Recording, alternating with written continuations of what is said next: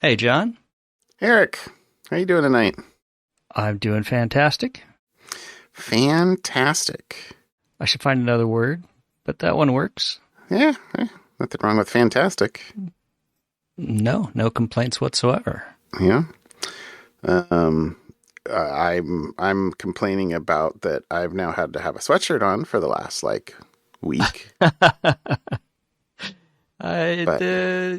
Fall has fallen in Oregon. Descended. Fall has descended. Thank you. But yeah, it's all good.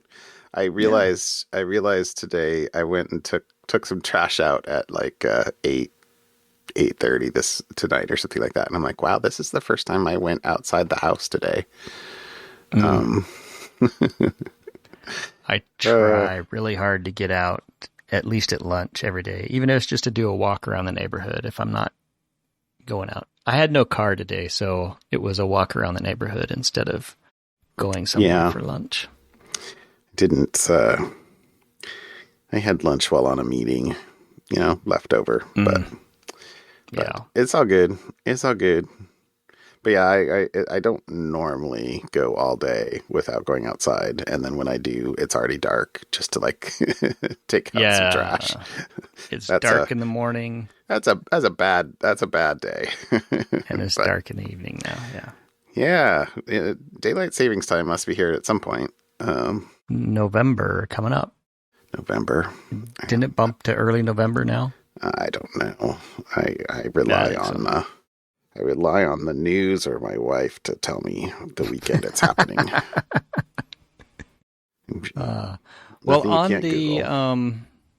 On the topic of had to stay warm now that fall has descended.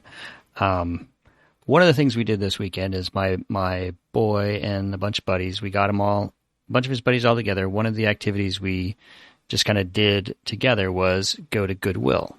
Okay. And this is an activity that they kind of choose to do every once in a while just for fun. And they basically each have $5 and they have to buy something from the Goodwill and improve it somehow. Ooh, okay. That's cool. So it's just like a fun activity. So, for example, my boy, and I'll show you the video so you can see, but basically bought this old Coleman fan with no batteries and frayed wires, and he is putting it together to improve it and add a rotary dial to turn fan speed up and down, and use instead of 4D batteries, he's going to use attach a 9-volt battery to it. We're going to look at the electronics, make sure that's that. Anyways, so that's his idea. Okay. To now finally segue to the To now finally segue to the warmth thing. I just got a bag of yarn, and I thought, you know what I'm going to do? I'm going to crochet a scarf. Okay. And so I crocheted a couple scarves and a hot pad, also known as a very short square scarf, a scarf for, a toy doll. And I thought of this as we were there, because I'm looking around, I'm trying to figure, I don't want to get some electronics thing because they're all broken, and a lot of things are way more than $5. And I'm like, while I'm walking around, I see this bag of yarn, and in my head, I'm like, I remember my grandma, when I was a kid, taught all her grandkids how to crochet and how to sew. Including that was yours truly. Yeah, it was not a gender thing. It was grandma is going to teach every grandchild how to do this. And so I remember learning how to crochet from my grandma. And when I first got married, the first baby came along, the one that's sitting behind me right there. She's in the camera. I crocheted a blanket, and we still have it to this day. Yeah. But I haven't touched anything since, and I haven't done it. So I thought, hey, I should try to remember how to do this. YouTube to the rescue. I can only imagine. Easy. I relearned how to crochet, and crocheted a couple scarves, so that this winter season now I will have a couple scarves of varying degrees of quality and colors, because the bag of yarn was like was it navy random? blue. Yeah, it was navy blue, tan, sparkly, light blue, a pink, a yellow, and a gray. And so I made a pink, yellow, and with a gray border scarf, which daughter called it a comic scarf. So, Okay. you got a comic outline. Little strip, yeah. And a blue and tan scarf. So I'll show them to you someday. And a red hot pad. Yeah. Anyways, that was my weekend. I spent most of the weekend trying to crochet. Crocheting is something that you can do while you're watching a movie or while you're listening to an audiobook or something else. Yeah. Exactly. This is a weird random fact. So my wife has crocheted much more recently than I have, but back when we had kind of like I'll say a hospice kind of situation with my father-in-law when he was on his he was passed away in the mid-90s, and for a while, there were a few days where we were sitting around, and that's what we did. We just sat and crocheted. And so I have like a half finished blanket because our eyes were very much larger than our crochet needles. I have a half finished blanket still sitting in a sack in our craft room from there you go 25 years ago.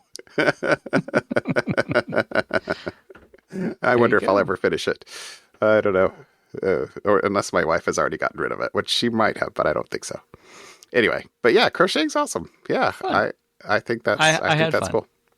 It very much looks like a beginner's crochet scarf. Oh yeah, but it'll be warm, and it'll match something.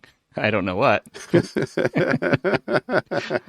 Oh, that's awesome. That's cool. Yeah, well, you had a more productive weekend than me. I didn't really do that much. I collected seeds a little bit on Saturday from my flowers in the garden, which is actually kind of cool. I had a lot of flowers this year.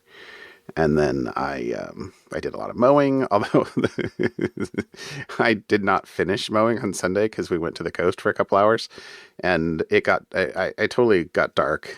And so I did like one strip up the driveway, and then it started raining on Monday, and so I haven't gotten back out there. And if it's just rains and I don't actually get to mowing, I'm gonna have like the like mohawk down the center of the forehead for like months on the by the road. Where my intent was like, go out and do a last final nice mowing job so that we're looking at a mowed lawn all winter instead of like just crap. And so far, unless I finish the job, it's gonna be bad. But it's all good. That's fun. It's all good. It'll be fun. But then, we drove out to the coast on Sunday just for fun, and it was a beautiful day, actually. Nice. So I enjoyed that. That was a nice day. Nice. But yeah, kind of a quiet weekend. So after the crocheting, I think Sunday night, I tweaked my shoulder, which is never good because I'm getting old and it hurts and it's, kind of just a little pain. And if you'd like to know how I tweaked my shoulder sleeping. I went to bed fine. I woke up with a very sore shoulder. I don't know what I did. But there's my old man story of the week. There you go. I'm sorry. Yeah. I'm sorry, my friend. It happens to the best of us. It's still sore. Yeah, age, time. Better than the alternative. Yeah. It's funny. All right. Well, hey, what'd you bring for topics this week? I think we've talked about deepfake videos a long time ago. I mean, they've been around for quite a while, and most of what the deepfake videos have been about is, take a movie scene, have a celebrity do a movie scene of some other movie, or they've been pretty benign. And now with generative AI, it is much easier for the average inexperienced person to make a deepfake video, or using AI to create a video of somebody saying something. And usually it's to make fun of, it's a personal thing.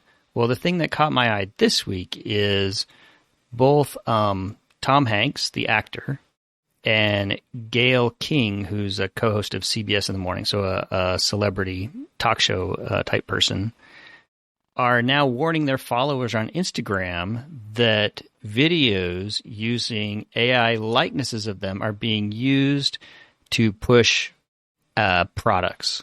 So fraudulent advertisement. And it's, doctored video. And, both of them apparently, well, Gayle King is more, she actually shows the fake video of her, air quote, her saying about this diet thing that she's following and how it's awesome and people should follow it. And she's getting inundated from her followers about, oh, please tell me about this great diet, please. And she had to say, this is fake. I don't know what this product is. I don't use it. Please don't be fooled. And she shows the video of her saying the fake stuff and the same video with her actual words that she used as part of a demo. Yeah. So it's pretty darn good quality. I mean, it looks, but it's her voice and it's that whole thing. So you can go in the article that we'll link to and see, the videos. And Tom Hanks warned the following, that there is an advertisement for a dental plan that's using his likeness without his consent. And it's based on an AI version of him. Now, he doesn't link the videos. He just kind of posts on his Instagram, hey, don't be fooled if you see me hawking some dental plan from somewhere. It's actually me. Not me. Yeah. And so I think where the Gen AI is and this generative AI stuff is going to, water flows towards where the money is. And if people can start making money off of this kind of stuff, it's now gone beyond Elon Musk hawking some fake Bitcoin scam. Crypto. Yeah.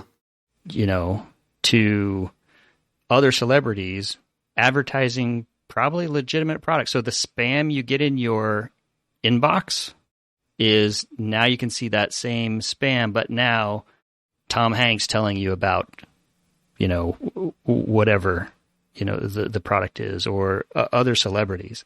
Right. So I think the article I read also had example from Mr. Beast this week as well. Yes, I saw that one too. A TikTok ad, evidently. It said a scam advertisement on TikTok with a deepfake of him offering $2 iPhones. Yeah, which unfortunately for him is something he would do. Like that's not too far out of it's character. Character for what he is famous for. That kind of stuff. So yeah, it's deepfake videos are moving beyond the novelty phase into the mainstream phase. So I think you're right though. That's especially when it's semi-plausible. Yeah. That's going to be the, the confluence of, really, really getting people to click or link or trick folks into believing. I can't wait for election season. That's dripping with sarcasm. Hopefully, yes, y'all caught that. There were already a couple of those photo-wise, at least. There have been photos already, so. Yeah, we'll have to see how it goes. Mm-hmm. All right, so that's what I wrote. What do you got? Well, I have two articles for tonight. So the first one is about I saw an article, but then I actually am going to link the actual Google support article about how Starting in February of 2024, years matter, Gmail is going to require a bunch of restrictions, enforce a bunch of restrictions for senders who send more than 5,000 messages a day to Gmail accounts. So this is I'm liking this already. I know, right? I mean, in some ways, I'm, I think I would get after people for abusing their power when they have a powerful position. When they do it for the betterment of all, it's hard to criticize. But Gmail certainly holds a commanding enough email position to be able to swing the market in some ways, and it doesn't seem as if they are asking people to do anything custom just for Gmail. It's more that there are these standards that you should be doing, and they are going to turn it from a should to a must.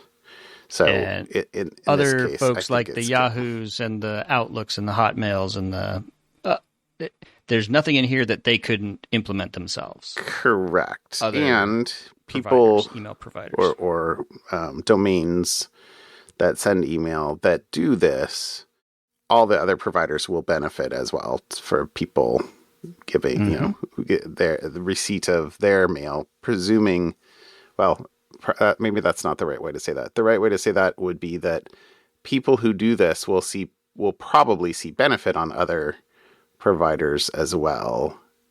It would be up to the other providers to decide whether they're going to more stringently enforce or act against people who don't do these things. So, who knows? Yep. So the three primary things are that you have to authenticate outgoing email. You have to avoid sending unwanted or unsolicited emails. That's interesting. And you have to make it easy for recipients to unsubscribe. So it'll be interesting to see how those go about.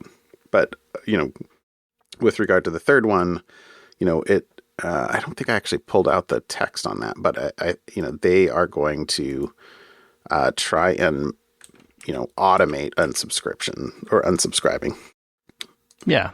Well, like your iPhone today has a button called unsubscribe, which I never use because I don't trust it.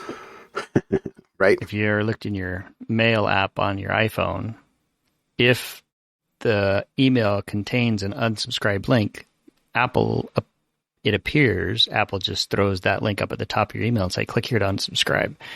It's like, those are typically bogus for the less trustworthy folks. So, yeah. Anyways. Yeah. This would be good. And the anything that Google does. So I have a Gmail, I have a Yahoo account. I have multiple accounts across different providers. Sure. Google has always been and continues to be head and shoulders above the others in suppressing spam in general. Like, I completely agree. I'm sorry, Microsoft, but my Outlook inbox is 99% spam. I don't know what else. Personal Outlook, yeah, but I use some of my other email addresses for things that I'm not going to check regularly. Generally, exactly. Yeah. So let me give a few of the details here, because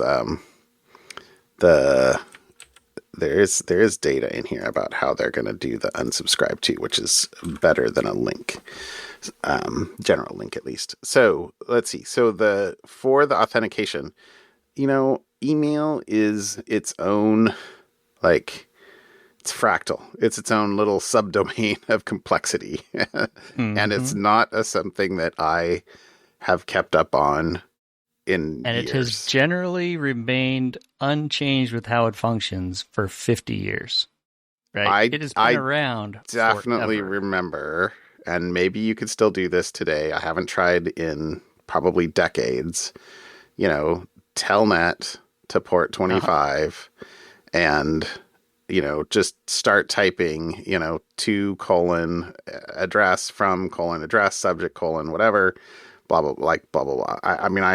I don't remember if there were required headers or anything like that even back then. But like you could just, it's a text-based protocol, a simple text-based protocol. Now they have now built many things on top of that involve DNS records, signing, lots of stuff that I, like I said, I haven't really kept up. But here's the things that Google says you have to do in order to send more than 5,000 messages per day to Gmail accounts. You have to set up SPF and DKIM. I don't remember what DKIM stands for. Domain Keys Identified Mail is what DKIM stands for. Okay. There you go. That is not what SPF stands for. That's the SPF 50 on your copper tone. Yeah, exactly. That was the first return for SPF, and it's like Sun Protection Framework, or I don't know. Sender Policy Framework is is what SPF stands for. And I gotta say, like the generative AI for Google results these days are looking pretty helpful.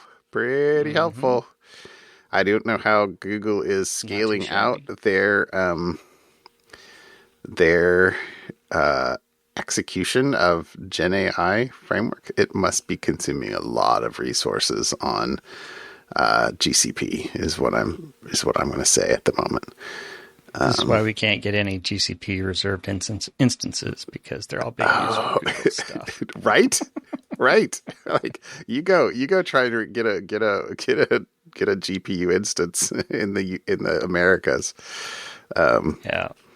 Anyway, okay. So you have to set up the security that validates that, you are a legit sender for that domain. It says ensure that sending domains or IPs have valid forward and reverse DNS records. Keep spam rates reported in Postmaster tools below 0.3%. So I guess that's where people click on and say, hey, this is spam. So good. Format messages according to the Internet Message Format Standard. Don't impersonate Gmail from headers. So you would think that would be an automatic ban stick, ban list. Yeah. Yeah. But, okay. It says Gmail would begin using a DMARC quarantine enforcement policy, and impersonating Gmail from headers might impact your email delivery. I don't know why they say the word might. Anyway, let's see. If you regularly forward email, including using mailing lists or in-demand gateways, add ARC headers to outgoing email. ARC headers indicate the message was forwarded and identify you as the forwarder.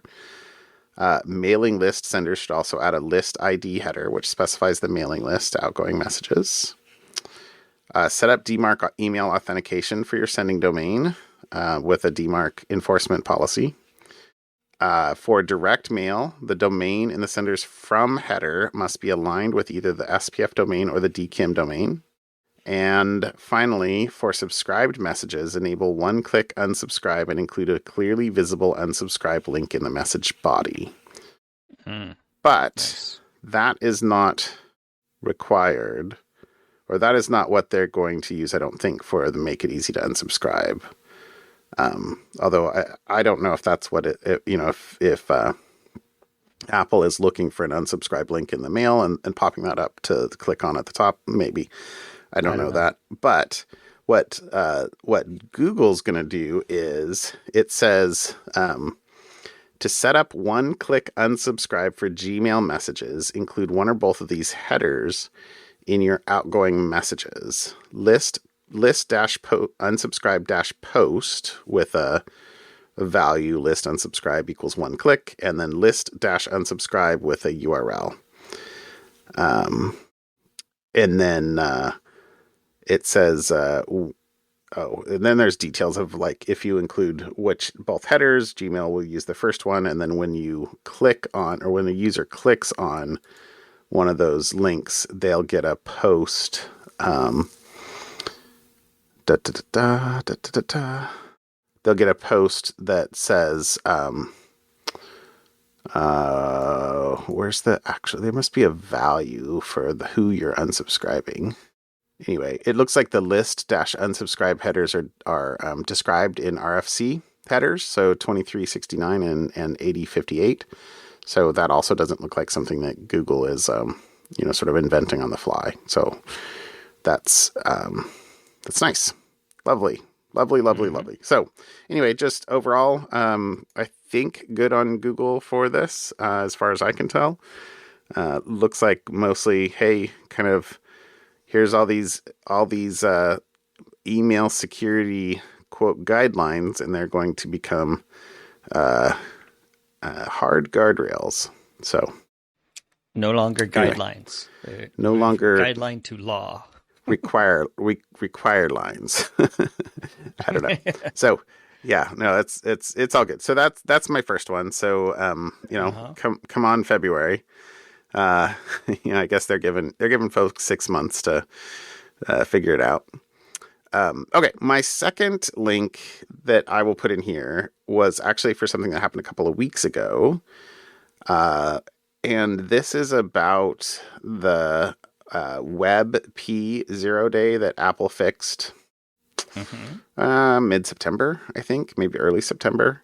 So it's been almost a month. But a couple weeks ago, Google released an update for Chrome that included a single security fix that was reported by Apple. And it was a heap buffer overflow in the WebP image library. So WebP is a image format that Google has created to try and sort of replace PNG and GIF or GIFs and JPEGs, etc. It can both be lossy and lossless, but anyway, the statement in the release notes was, quote, Google is aware that an exploit for CVE 2023-4863 exists in the wild. So the quote is that, this means someone somewhere had been caught using an exploit for this vulnerability. So it was that, let's see, what is the next thing? The next thing was that, so researchers speculated that there was a link between the bug that Apple fixed, which was CVE 2023-41064, and this Google vulnerability. The Apple bug was believed to be caused by discovery in September from, quote, a citizen lab detected suspicious behavior on the iPhone of an individual employed by a Washington, D.C. based civil society organization, aka somebody had their iPhone hacked by spyware. So there's lots of detail in this article that I'm not going to go into at all because it was actually kind of the people trying to repro it had a really, really hard time getting it to reproduce because it according to the patch comment, it was to fix an invalid condition in a Huffman encoding structure, and trying to find the what invalid condition would cause a buffer overflow was the tricky bit. And actually at the end of the article, he basically concluded, or they concluded, that the fix didn't actually discover the failing conditions that would lead to a buffer overflow. It instead did like a 2-pass allocation to figure out how big it would be and then allocate more size. And the first pass, once it got to the end, would basically have discovered that it was an invalid condition and basically fail. So as far as they know, it's actually a, quote, a legit fix, maybe. so long as somebody doesn't discover a valid condition that would cause a buffer overflow. Although I guess the speculation for the fix would be that then it would, the valid condition would cause the allocated memory to increase to whatever the valid table was needed. But the thing that I liked about this was they had kind of a set of, takeaways at the bottom of the article that I liked. So, good news. So Citizen Labs has again done an amazing job of catching a top tier exploit, and that they have engendered trust with a lot of, NGOs, organizations, and individuals that are clearly going to them for help when they suspect something, which is fantastic, and they're doing a really good job about that. Bad news is that exploits like this is a quote, exploits like this continue to have societal ramifications, and we can only guess how bad the situation really is. The truth is, nobody knows for sure, even the people with exploits. Because, we only find about, once we find them and fix them, it's one less thing, but that doesn't mean that there isn't another one behind around the corner. Good news. Door number 3. Yeah. Yeah. Good news. Apple and Chrome pushed out an update to billions of users in a number of days. I think the Apple response was 2 days or something like that. And which is insane. Right? Billions of updates. So it's just fantastic. The quote is, "That's an impressive feat. It takes an incredible effort and coordination across threat analysis, security engineering, software engineering, product management, and testing teams to make this even remotely possible." And late nights. I so couldn't concur more. Bad news. So they're kind of good news, bad news, good news, bad news. Bad news. Android is still likely affected. So, Apple fixed Image IO, but Android has a facility called Bitmap Factory that handles image decoding, and libwebp is a supported library. And at least as of that article, now this was a couple weeks ago, so, and I have to say I didn't look to see if there had been a release more recently. You as an Android user, maybe you know, but it says that a fix has been merged into AOSP. But I don't know if that's been rolled out in the last 2 weeks. And then final good news is that the bug seems to be patched correctly in the upstream libwebp, and the patch is making its way everywhere it should go. And then final bad news, just to end on a downer note, good job, folks. libwebp is used in a lot of places, so it could still be a while until the patch reaches saturation. And the code is still very difficult to reason about, which if you actually read the article, it's very difficult to reason about. And we can't rely on fuzzers to find other bugs that are lurking here. And that was another part of the whole thing. You're like, how has this not been fuzzed and found in fuzzing? And they're like, well, this library has been fuzzed to the nines, and still wasn't discovered. So, right. Yeah. Anyway. Interesting. Anyway, there you go. That was my article. Cool. Thought that was a good one. Yeah. All right. My something fun. All right. You're something fun. Continuing on with it's raining in Oregon and the weather's turning in Oregon. So I have been, since I sold off my truck to acquire my wife's vehicle, I have been, what's the right way to put it? Interested in finding carless.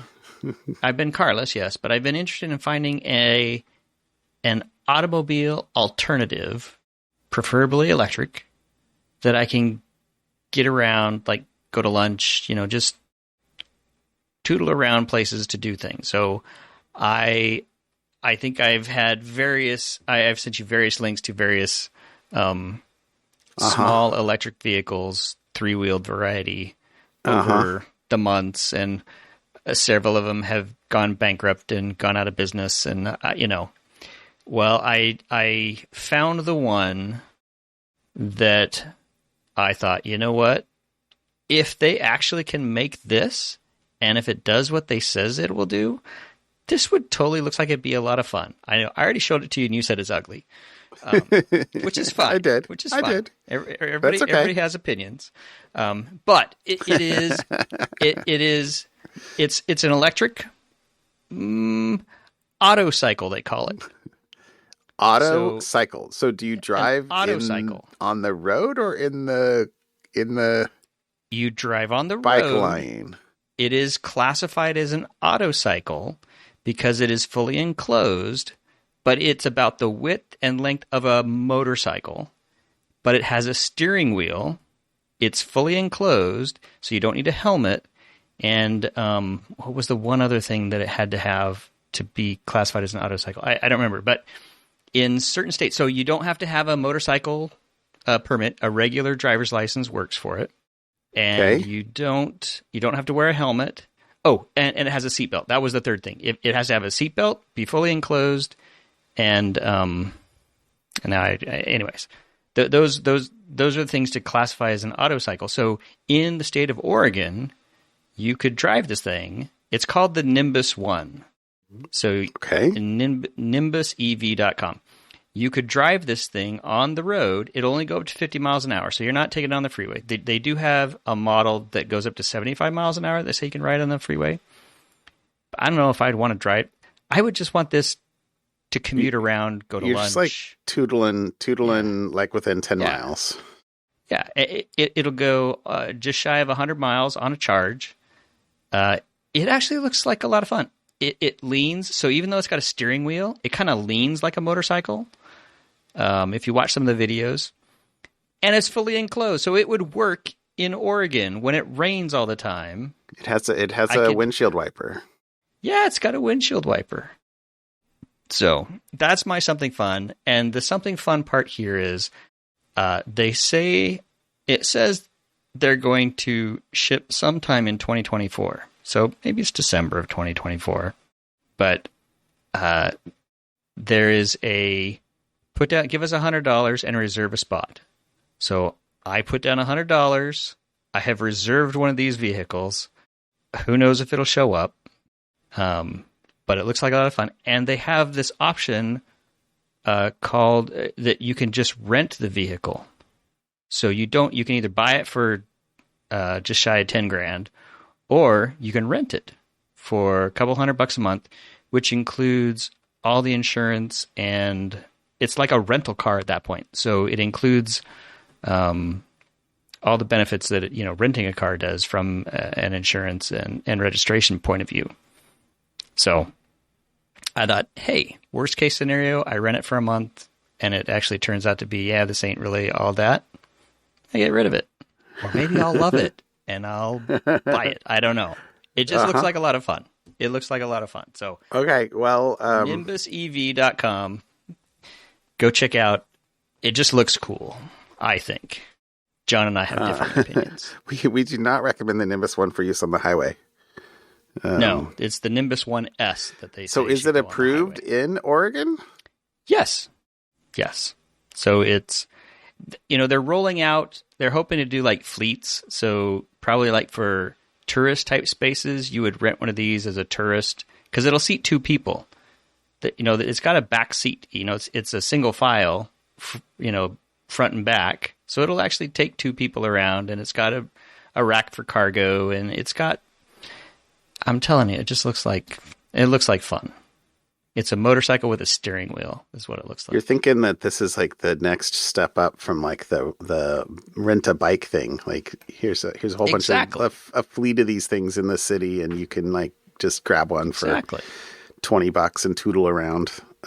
And they're rolling out to certain cities, and I'm going with it's a better than not option that Portland would be on the list of possible cities that might want to try to support this kind of thing. I would think that would be you're a good bet that Portland might be high on the list. So we'll see. We'll see. All right. Well, I still think it's probably, to be brutally honest, I give it a 50-50 shot that I ever get my money back. But it was worth a shot. It just looks fun.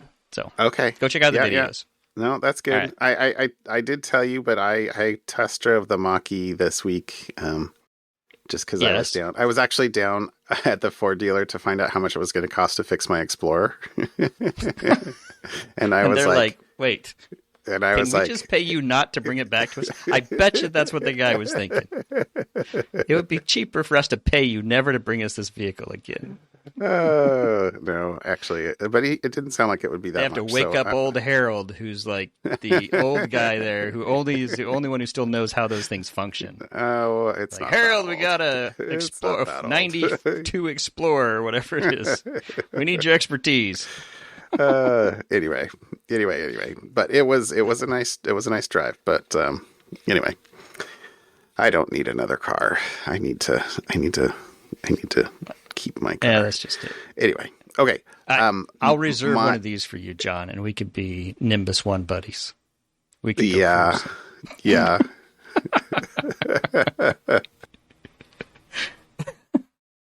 Okay, my something fun is the Nobel Prizes are currently being announced. So we don't know what all the winners of the Nobel Prizes are because we're in the middle of them. Yeah, but I saw this. The Nobel Prize for medicine was given to Dr. Catalin Carrico and Drew Weissman for the study of mRNA, the messenger RNA, which, of course, it led to the COVID-19 vaccines. And so it sounds like Carrico, who I might be mangling that, I'm sorry. So she was originally from Hungary, joined the University of Pennsylvania as a research professor in 1989 to study mRNA, and it says her grant proposals were constantly rejected, while the rest of the scientific community was slow to catch on to her groundbreaking research. She was never paid more than $60,000 a year. It was only through a chance encounter at the photocopier she began to work with Weissman, currently the director of the Penn Institute for RNA Innovation. The two collaborated for years before they made the discovery of a lifetime in 2005 that mRNA can be manipulated and injected into the body to activate an immune response. But it was to no applause. The major academic journal Science and Nature rejected their paper, which received little fanfare even after being published in a less prestigious journal. So she, in 2013, left Penn for a job at BioNTech, as in Pfizer-BioNTech, of the Pfizer-BioNTech vaccine, where she still works today. And, of course, it says, quote, "Their breakthrough came in handy during the global pandemic." You think? You think? So, good job, Catalin. Well done.